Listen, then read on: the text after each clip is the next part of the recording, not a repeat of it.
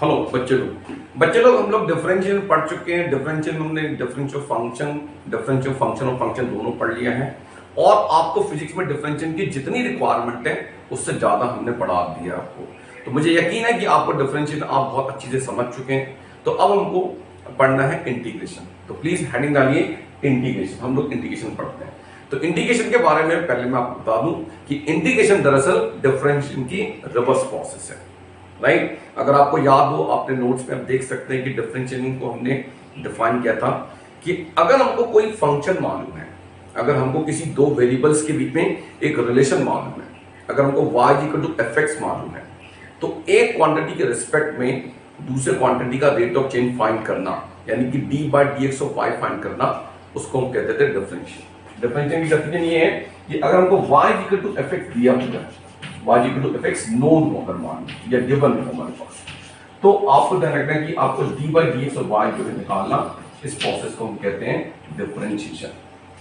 अगर y equal to fx दिया है तो d by dx of y को फाइंड करना डिफरेंशिएशन कहलाता है। जबकि इसकी जो उल्टी प्रोसेस है, रिवर्स प्रोसेस है, वही है कि अगर d by dx of y हमको मालूम हो तो आप y इक्वल टू fx को फाइंड करना, इस प्रोसेस को हम कहते हैं इंटीग्रेशन। यानी कि अगर rate of change of one variable with respect to other variable given हो, तो उन दोनों वेरिएबल्स के बीच में रिलेशन को निकालना, इसको हम कहते हैं इंटीग्रेशन। तो इंटीग्रेशन की पहले हम लोग डेफिनेशन लिखते हैं, फिर इसके बारे में आपको धीरे धीरे सब चीजें बताते हैं। तो इंटीग्रेशन की डेफिनेशन हम लिख सकते हैं, इंटीग्रेशन की डेफिनेशन है इट इज, और integration is the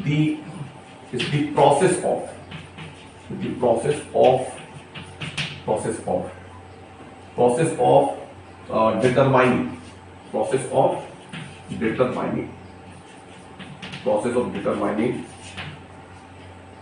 y is equal to fx if d by dx of y is given।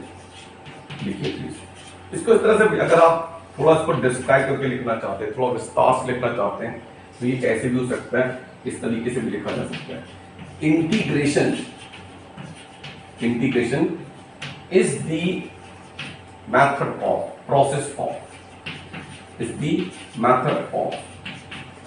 Of determining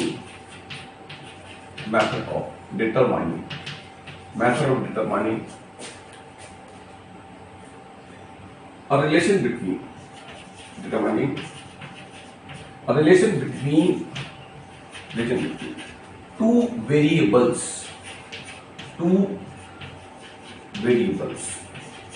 if the rate of change of one variable with respect to other variable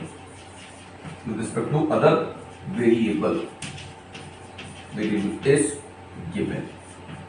जब please note कीजिए, मैंने थोड़ा इसको side में से इतना ही लिखा बेटा कि कहीं कैमरे से बाहर नहीं जा रहा, तो अपने थोड़ी आगे तक भी हम लोग लिख पाएंगे। ठीक है, मतलब हम लोग यहाँ तक लिख सकते हैं, है ना। हाँ लिख सकते हैं, स्क्रीन पर आ रहा है। तो जिन बच्चों का नहीं हुआ है वो लोग इसको पॉज करके लिखिए, आप लिख सकते हो बच्चे लोग। ठीक है, अब देखिए इंटीग्रेशन का जो सिंबल है वो हम लिख सकते हैं, आप लिखते जाना नई लाइन से, सिंबल ऑफ इंटीग्रेशन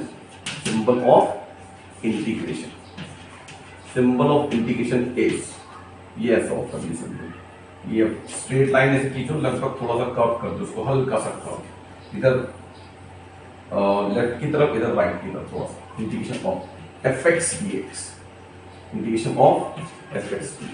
ऐसे ये इसका सिंबल है। इसको इसी तरह से जैसे डिफरेंट को dy dx लिखते हैं, इसको इंटीग्रेशन में हम स्मॉल f मत लिखना, बताते हैं यार।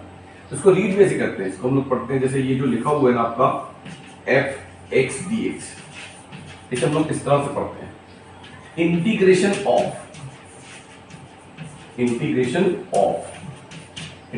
Of F x D x, इस तरह से पढ़ते हैं लोग, एफ एक्स डी एक्स, ठीक है। क्या पता मैंने आपको बताया कि डिफरेंशिएशन इंटीग्रेशन जो है, integration is the reverse process of differentiation, just opposite process है। मैंने भी थोड़ी देर पहले अपन ने जिक्र किया था, वो मैं आपको और समझा देता हूं कि जैसे x को डिफरेंशिएट करने पर अगर आपको y मिलता है, अगर x को डिफरेंशिएट करने पर आपको y मिलता है, तो y को इंटीग्रेट करने पर आपको x मिलेगा या मिलना चाहिए, तो वो भी हम लोग लिख लेते हैं, ठीक है। और एक या दो एग्जांपल से आपको बता देता हूं। आप पहले लिखिए integration is the, integration is the reverse process of, integration is the reverse process of differentiation, reverse process of differentiation which is reverse process of differentiation। कुछ हट कट तो नहीं रहा बेटा स्क्रीन से, हाँ चलेगा यहाँ पर डिफरेंशिएशन, ठीक है ध्यान।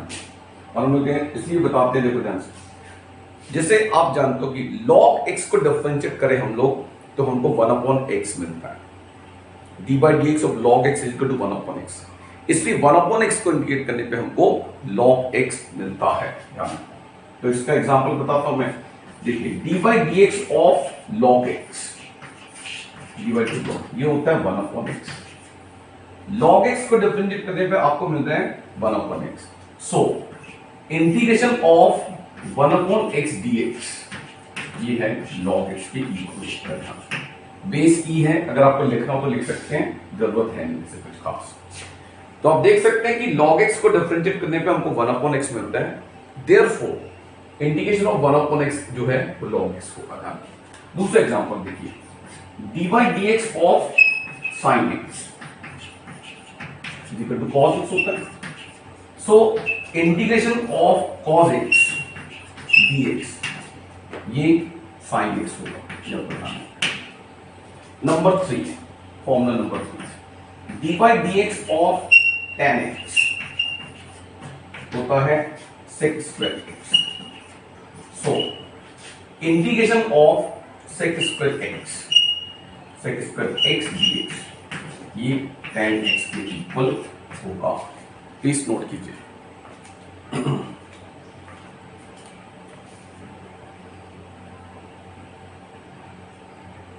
और जिन बच्चों का नहीं हुआ है वो लोग इसको वीडियो को पॉज करके, तो अब हम इंटीग्रेशन में जो फॉर्मूला यूज होते हैं उनको लिखते हैं। इन फॉर्मूलों को आप लोग को याद रखना पड़ेगा, ये बहुत मुश्किल नहीं है, बहुत आसान है, थोड़ा आपको प्रैक्टिस करनी पड़ेगी, बन जाएगा। नंबर 1, इंटीग्रेशन जस्ट ये देखो, इंटीग्रेशन ऑफ dx, यहां कुछ ना हो तो ये x होगा, एक्चुअली यहां पे 1 है, कहीं कहीं पे लोग इसको ऐसे लिख सकते हैं, इंटीग्रेशन ऑफ 1 dx x के इक्वल। हो सकता है कि आपके टीचर या किसी बुक्स में लिखा हो कि इसमें हर बार c आ जाता है, हमेशा आता है, जो भी इंटीग्रेशन के साथ एक कांस्टेंट होता है जिसको हम कांस्टेंट ऑफ इंटीग्रेशन बोलते हैं, यहाँ लिखना चाहिए, पर इसकी ऐसी कोई खास जरूरत अभी है नहीं एज पर फिजिक्स कंसर्न। जब आप लेवल 2 में क्वेश्चंस करेंगे तो वहां जरूरत पड़ेगी, इसलिए हम लोग ये सब ध्यान नहीं लिख रहे हैं, ठीक है। तो पहला फॉर्मूला है integration dx is equal to x, formula number 2। Differentiation की तरह यहां पर भी आपको ध्यान रखना, इंटीग्रेशन में भी अगर एक कांस्टेंट के बाद एक वेरिएबल आ जाए, c for constant, v for variable, constant into variable आ जाए, तो डिफरेंशिएट हम लोग यहां पे भी कांस्टेंट को निकालेंगे बाहर और बचेगा इंटीग्रेशन वेरिएबल कर दिए, कांस्टेंट बाहर, इंटीग्रेशन dx होगा।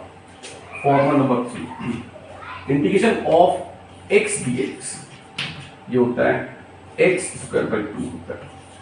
हालांकि जो नेक्स्ट फॉर्मूला हम लिखने वाले उसका एक स्पेशल केस है ये, पर फिर भी लिख लीजिए।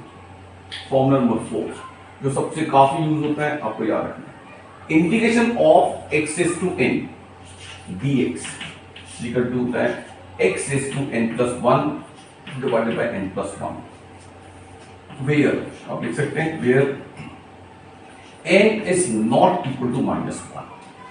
तो यहां n की कोई भी वैल्यू हो, 2 3 4 5 -2 -3 -4 -5 1/2 -1/2 1/3 -1/3 2/3 -2, n की कुछ भी वैल्यू हो, सिर्फ -1 नहीं होना चाहिए। अगर n की वैल्यू -1 है तो ये फॉर्मूला नहीं लगेगा, x is to -1 मतलब 1/x हो जाएगा, जो कि log x के इक्वल होता है, ये आपको ध्यान रखना है। तो फॉर्मूला नंबर 5 जो है, देखिए मैं आपको ऐसे अलग से बता दे रहा हूँ, सुन लीजिए ध्यान से, आपको लिखना नहीं है। अगर x की पावर -1 आ जाए ऐसा, तो एक्चुअली ये इंटीग्रेशन 1/x dx हो जाता है, जो कि log x के इक्वल हो जाता है। तो n की वैल्यू कुछ भी हो, सिर्फ -1 होगी तो फॉर्मूला नहीं लगेगा, आपको याद रखना है। और x की वैल्यू -1 होगी, ये होगा ऐसा 1/dx, integration 1/x dx equal to होता है log x। जैसे कि मैं आपको बता चुका हूं कि बेस यहाँ पर e है, ध्यान रखना, log बेस की x आपके टीचर हैं, उनकी बात मान लीजिएगा, ठीक है। चलिए, तो फॉर्मूला नंबर 5 हो गया। तो फॉर्मूला नंबर 6, फॉर्मूला नंबर 6 ये integration of e raise to x, exponential है e का मतलब, ये e रेज़ टू x होता है। Formula number 7, integration of sin x dx is equal to होता है -cos x। प्लीज एकदम मैं देख रहा हूँ कि स्क्रीन से बाहर तो नहीं जा रहा है, हाँ नहीं जा रहा है, ठीक है। फिर formula number 8, formula number 8, integration of cos x dx is equal to sin x होता है। Formula number 9, integration of tan x dx equal to होता है log sin x, log sec x होता है। Number 10, formula number 10, formula number 10, integration of cot x dx equal to होता है log sin x होता है। प्लीज नोट कीजिए, और जिन लोग का नहीं हुआ है वो लोग इसको पॉज करके लिखिए।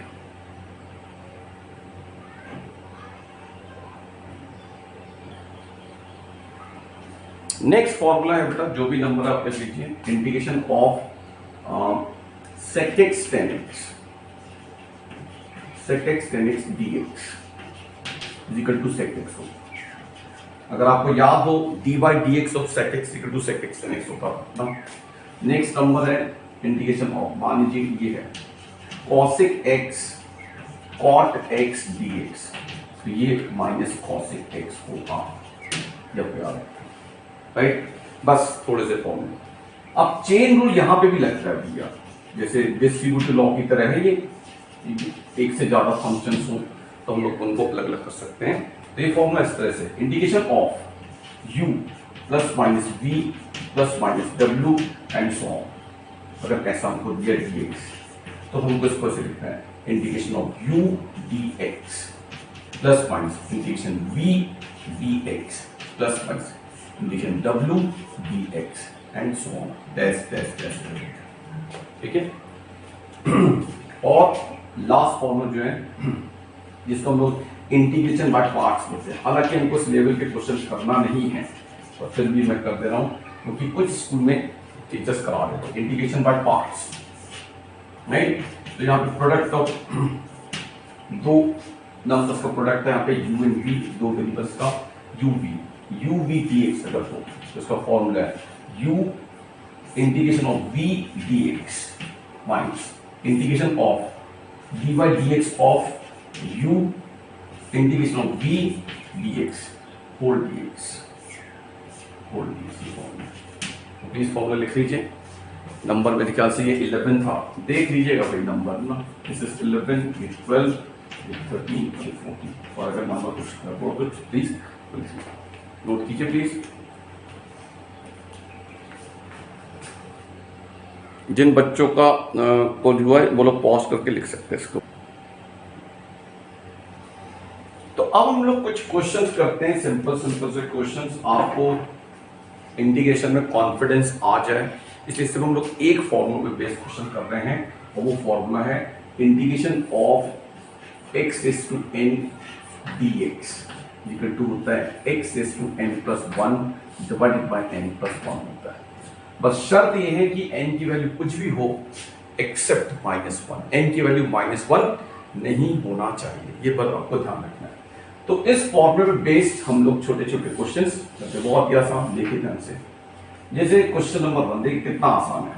इंटीग्रेशन ऑफ मान ली मेरे को कि एक्स क्यूब dx, तो कितना आसान है आप देख सकते हैं। n की वैल्यू कितनी है भैया, n की वैल्यू 3 है, तो n प्लस 1 कितना हो जाएगा, 3 प्लस 1 यानी कि 4। तो हमको लिखना है यहाँ पे x की पावर n प्लस 1, 3 प्लस 1 कितना हो गया 4, x is to 4 divided by 4, ये आंसर है। बोलिए आसान है कि नहीं। n is equal to 3, तो n प्लस 1 इक्वल टू हो जाएगा 3 प्लस 1 यानी कि 4। उसी तरह से देखिए हम लोग लिखते हैं इंटीग्रेशन x is to 4 अगर dx है, तो हो जाएगा n की कितना हो गया यहाँ पे n इक्वल टू 4, तो जाहिर सी बात है कि n प्लस 1 की 4 प्लस 1 इक्वल टू 5 हो जाएगा।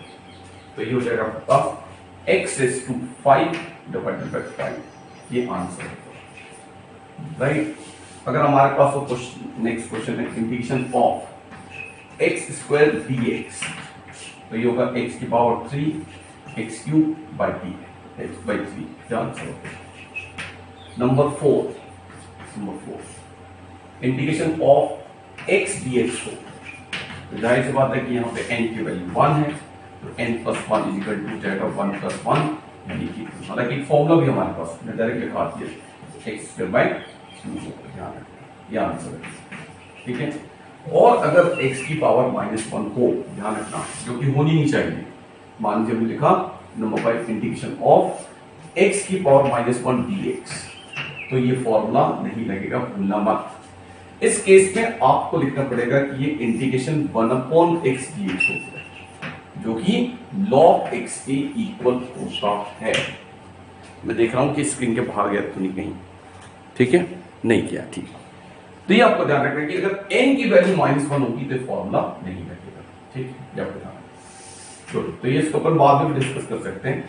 अब नेक्स्ट क्वेश्चन देखिए, मान लीजिए हमारे पास है क्वेश्चन नंबर 6, मान लीजिए हमने कहा कि कहीं पर ऐसा दिया हो x की पावर 2 dx की है, तो कोई दिक्कत नहीं है, आप इसको लिख सकते हो। ये हो गया आपका इंटीग्रेशन x की पावर -2 dx हो जाएगा, इसको ऊपर लेकर तो पावर -2, यानी यहां पर n की वैल्यू हो गई है -2, तो n प्लस 1 की वैल्यू कितनी होगी, -2 प्लस 1 यानी कि -1। तो इसे सॉल्व करेंगे तो ये होगा x की पावर -1 डिवाइडेड बाय -1, ठीक है बच्चों।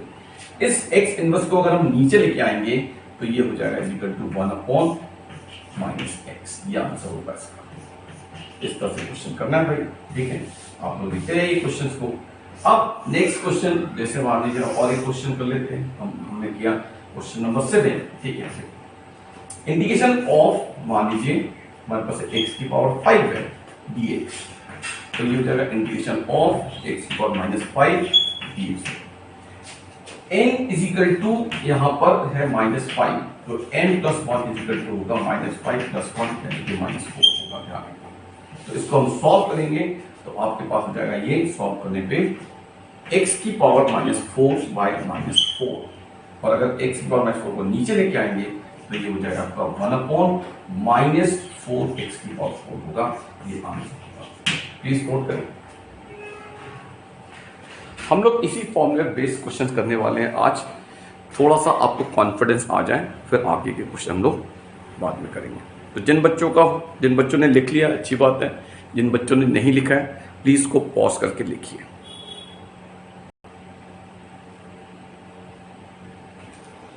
तो नेक्स्ट क्वेश्चन जो भी है इसमें नंबर भैया, नेक्स्ट क्वेश्चन हमारे पास है, जैसे हमने कहा आई, कभी कभी ना आई भी लिखा होता है, I for integration of root x. अभी फिलहाल हम लोग आई नहीं लिख रहे हैं, लेकिन कभी कभी लिखा हो सकता है, ध्यान रखना सब।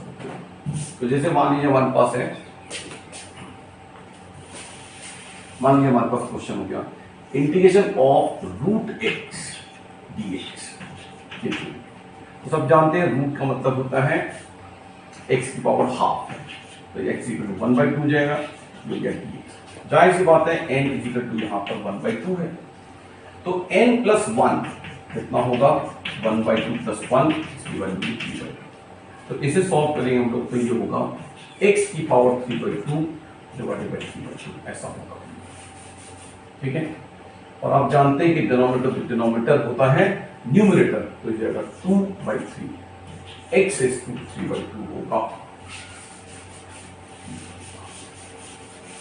ठीक है, वैसे तो ये आंसर आ चुका है, वैसे तो ये आंसर आ चुका है, पर आप जानते हैं कुछ लोग ऐसे लिखते हैं, जैसे x की पावर 3/2 है, इसे लिखा जा सकता है x³ रेज़ टू हाफ लिखा जा सकता है, और इसे हम लोग ये क्योंकि हाफ है, हाफ में तो रूट होता है, इसे इस तरह से भी लिख सकते हैं 1/2 के स्क्वायर बना तो रूट के अंदर x³ भी लिख सकते हैं। तो अगर आंसर ऐसा हो तो कोई सरप्राइज वाली बात नहीं है, आपको सरप्राइज नहीं, ये हो गया रूट के अंदर x³ हो जाएगा, दिस इज द आंसर। ठीक है, प्लीज नोट। तो आई होप आपको इंटीग्रेशन समझ में आ रहा है, बहुत ही आसान से क्वेश्चन हम लोग कर रहे हैं, और आपको मुझे यकीन है आपको बनना चाहिए, और आपको इसी स्तर के क्वेश्चन ज्यादातर करने हैं, कुछ एक्सेप्शंस में एक आध दो चीजें प्रॉब्लम हो, वरना आपको ज्यादा बहुत हाई क्वेश्चन करने नहीं है, बहुत आसान है और पक्का आपको बनेगा। तो देखिए, अगर मान लीजिए ऐसी कोई आप जानते हो सर्च पावर कुछ है, मान लीजिए 3 लिखा हुआ है और ये x 5 लिख लीजिए, सर्च पावर 5 dx, तो इसका मतलब होता है कि ये दरअसल x की पावर 1/5 है, सर्ट पावर 5 हो तो dx। तो आप जानते हैं कि यहाँ पे n इजिकल टू 1/5 है, तो n प्लस 1 जो है वो हो जाएगा, n प्लस 1 हो जाएगा प्लस 6/5 हो जाएगा, और इसको अपन सॉल्व करेंगे तो ये होगा x raise to 6/5 divided by 6/5. As we know, denominator of the denominator is numerator, and therefore you get a first 5/6 x raised to 6/5. That's how it is. Please note it. This is the answer.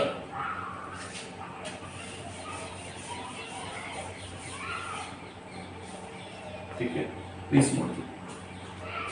Next question, integration of 1/√x by dx. तो आप इसको solve कीजिए, इसका मतलब होता है कि ये रूट मतलब सब जानते हैं पावर 1/2x होगा, 1/2 हो जाएगी पावर ऐसा, और इस x की पावर 1/2 को आप न्यूमरेटर में लेके आएंगे तो सब जानते हैं कि पावर नेगेटिव हो जाएगी, x की पावर -12 dx हो जाएगा, यानी कि अब यहाँ पर n की वैल्यू -1/2 हो चुकी है। तो n की वैल्यू अगर -1/2 है तो n + 1 = -1/2 + 1 यानी कि 1/2 होगा। प्लीज ध्यान रखना कि n + 1 की वैल्यू 1/2 हो चुकी है। अंडरस्टैंड? यस। तो ये हो गया x की पावर n + 1 यानी कि half divided by half, right. अब आप जानते हैं डिनोमिनेटर न्यूमरेटर होता है, इसी 2 को हम ले सकते ऊपर ले सकते हैं, और सब जानते हैं कि x की पावर हाफ जो है इसे √x लिख सकते हैं।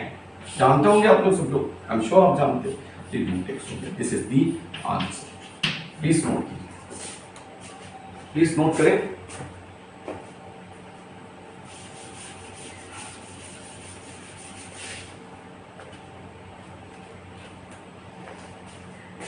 तो जिन बच्चों का भैया नहीं हुआ है ये, उसको आप लोग प्लीज पॉज करके लिखिए। तो इस तरह से मुझे यकीन है कि आप लोग को integration x is to n dx वाले बेस क्वेश्चन बन रहे होंगे। तो इसी के 2-4 क्वेश्चन इसी रिलेटेड हम लोग और कर लेते हैं, और हम लोग जैसे कि फॉर्मूला नंबर आप 2 देख सकते हैं। डिफरेंशिएशन की तरह इंटीग्रेशन में भी अगर कांस्टेंट और वेरिएबल एक साथ आ जाएं तो कांस्टेंट को हम लोग बाहर निकाल सकते हैं, और चेन रूल भी इसमें लगते हैं, हम लोग उस पर बेस छोटे छोटे क्वेश्चन करते हैं। जैसे कि फॉर्मूला मान लीजिए जो भी क्वेश्चन का नंबर है, मान लीजिए हमने लिखा इंटीग्रेशन ऑफ, मान लीजिए कि ऐसा लिखो 4x की पावर 3 dx। अगर हमको इसको करता हूं तो आप जानते हैं कि 4x³ जो है उसमें 4 कांस्टेंट है और x³ वेरिएबल है, राइट। तो हम लोग क्या करते हैं, आपको ध्यान रखना कि कांस्टेंट बाहर हो जाएगा और ये बचेगा इंटीग्रेशन x³ dx होगा, ठीक है। और आप जानते हैं कि भैया इंटीग्रेशन x³ क्या होने वाला है, जो अपन ने पढ़ा नहीं पढ़ा, I'm sure आपको बन जाएगा। यहाँ पे n की वैल्यू 3 है भैया, तो n + 1 = 2, 3 + 1 4 होगा। तो ये 4 पहले से है और इसको हमने इंटीग्रेट किया तो ये हो गया x की पावर 4 डिवाइडेड बाय 4, 4 से 4 कैंसिल हो जाएगा और ये हो जाएगा x की पावर 4, ये आंसर हो गया, राइट। प्लीज नोट करें। उसी तरह से मान लीजिए एक और क्वेश्चन हम लोग लिख लेते हैं कि मान लीजिए ये आपके पास 5x की पावर 9 dx को डिवाइड हो जाएगा, राइट। ऐसा कोई क्वेश्चन है तो इसको सॉल्व करें तो 5 कांस्टेंट है, integration x is to 9 dx हो गया ये, और इसको किया 5, ये हो गया +9 n = 1 n इक्वल टू 9, तो n प्लस 1 की वैल्यू 9 प्लस 1 10 की, x is to 10 divide by 10 है, 10 से 2 बचा, तो आंसर बचा x is to 10 divide by 2, ये आपका आंसर हो गया, राइट। ये कोई जरूरी नहीं कि हर बार नंबर कैंसिल कटेंगे, जैसे मान लीजिए ऐसा भी हो सकता है, ये 6 लिखा है और ये x इज टू 1 हमारे पास हमने सपोज से लिख दिया 16 लिखा हुआ है, x इज टू 16 dx लिखा हुआ है, तो ये 6 हो गया और फिर हमने इसको सॉल्व के लिए हो गया integration x is to 16 dx, तो 6 बाहर है, इसको सॉल्व करो तो x is to 17 divided by 17 आएगा, यानी कि आंसर हो गया आपका 6x is to 17 divided by 17, ये आपका आंसर है। तो आई होप आपको integration of x is to n dx based questions जो हैं वो बनेंगे, ठीक है। तो इस लेक्चर में इतना ही, इसको प्रैक्टिस कीजिए, आपको थोड़ा कॉन्फिडेंस आएगा, तो फिर हम लोग आगे के फर्दर क्वेश्चंस करेंगे नेक्स्ट लेक्चर में। Thank you.